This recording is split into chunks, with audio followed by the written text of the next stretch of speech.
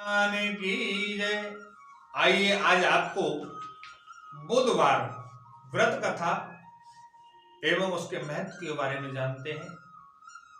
बुधवार के ग्रह से प्रकोप से बचने के लिए, जीवन में सभी तरह की सुख संपत्ति और वैभव की प्राप्ति के लिए विधिवत बुधवार का व्रत करके व्रत कथा सुननी चाहिए। बुधवार को व्रत करने और व्रत कथा सुनने के बाद प्रसाद ग्रहण करने से सभी कष्ट दूर हो जाते हैं और जीवन में सभी मनोकामनाएं पूरी होती हैं। बुधवार के व्रत के प्रातः काल उठकर स्नान आदि से निवृत्त होकर के भगवान शंकर की भोग लगाकर बुधवार के व्रत से धूप दीप आदि से बेलपत्र अक्षत घी और दीपक जलाकर भगवान शंकर की पूजा करें। बुधवार की व्रत की कथा को सुनकर आरती के पश्चात प्रसाद बांटकर स्वयं भी प्रसाद ग्रहण करें। किसी भी रूप में व्रत कथा को बीच में छोड़कर प्रसाद ग्रहण किए बिना नहीं जाना चाहिए। बुधवार का नियमित रूप से व्रत करने वालों को सर्व सुखों की प्राप्ति होती है। जीवन में किसी भी प्रकार का अभाव नहीं रहता। अरिष्ट ग्रहों की शांति के लिए भी बुधवार का व्रत रखने का विधान है। बुधवार के व्रत में प्रायश्चित सामग्री यथासंभव रहे रंग की रखने का प्रयत्न करें। इससे शीघ्र व उत्तम फल की प्राप्ति होती है। आइए हम आपको बुधवार के व्रत की कथा श्रवण कराते हैं। समतापुर नगर में एक मधुसूदन नामक एक व्यक्ति रहता था। उसके पास धन दौलत की कोई कमी नहीं थी। कुछ महीने पहले ही मधुसूदन का विवाह समीप के नगर बलरामपुर में हुआ था। उसकी पत्नी संगीता बहुत सुंदरी और गुणवती थी। वह अपने मायके में गई हुई थी।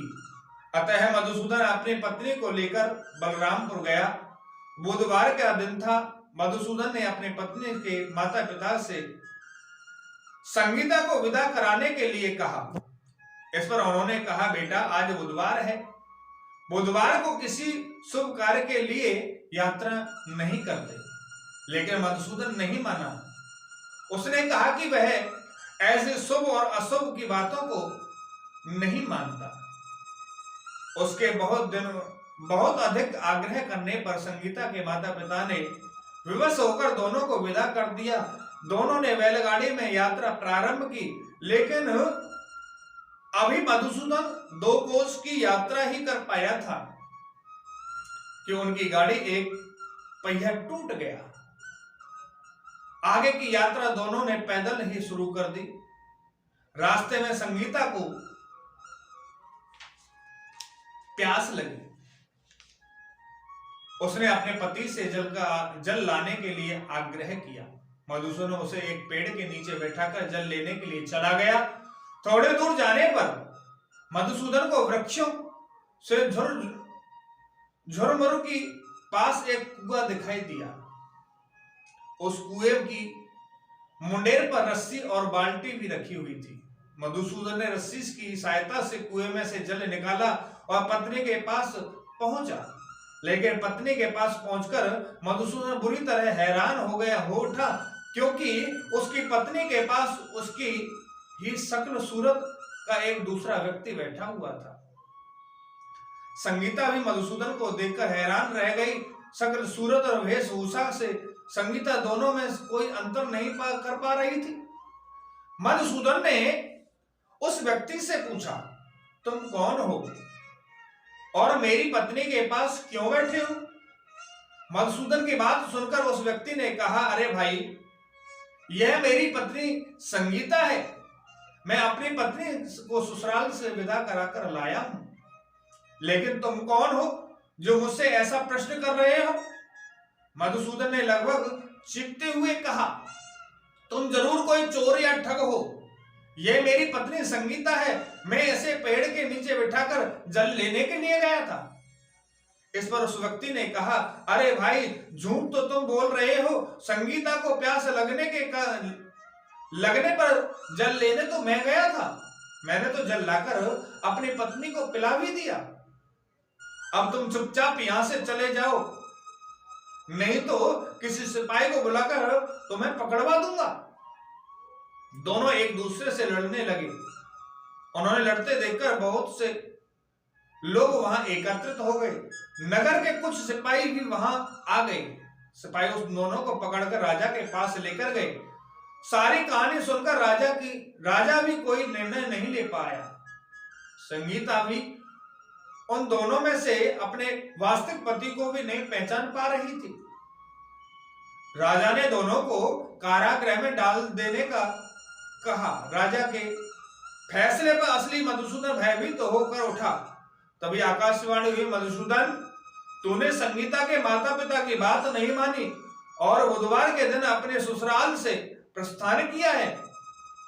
यह बात भगवान बुद्ध देवता के प्रकोप से हुआ है। मधुसूदन ने भगवान बुद्धदेव को प्रार्थना की, हे भगवान बुद्ध देवता, मुझे क्षमा कर दीजिए। मुझसे बहुत बड़ी गलती हो गई है। भविष्य में अब कभी भी बुधवार के दिन यात्रा नहीं करूंगा और सदैव बुधवार के आपका व्रत किया करूंगा। जैसे ही बुधवार की बात कही, मधुसूदन की प्रार्थना सुनकर के भगवान बुद्ध देवता ने उनको क्षमा कर दिया। तभी दूसरा व्यक्ति राजा के सामने से गायब हो गया। राजा और दूसरे लोग इस चमत्कार को देखकर हैरान हो गए। भगवान बुद्धदेव की इस अनुकंपा से राजा ने मधुसूदन और उसकी पत्नी को सम्मान पूर्वक विदा किया। कुछ दूर चलने पर रास्ते में उन्हें बैलगाड़ी मिल गई। बैलगाड़ी का जो टूटा हुआ पहिया था वह जुड़ा हुआ था। दोनों उसमें बैठ करके समतापुर की ओर चल दिए। मधुसूदन और उसकी पत्नी संगीता दोनों बुधवार को व्रत करते हुए आनंद पूर्वक जीवन यापन करने लगे। भगवान बुद्धदेव की अनुकंपा से उनके घर में धन संपत्ति की वर्षा होने लगी। जल्दी ही उनके जीवन में खुशियां ही खुशियां भर गईं। बुधवार का व्रत करने से स्त्री या पुरुष जीवन में सभी मंगल कामनाएं पूरी होती हैं और व्रत करने वालों को बुधवार के दिन किसी अवश्य काम से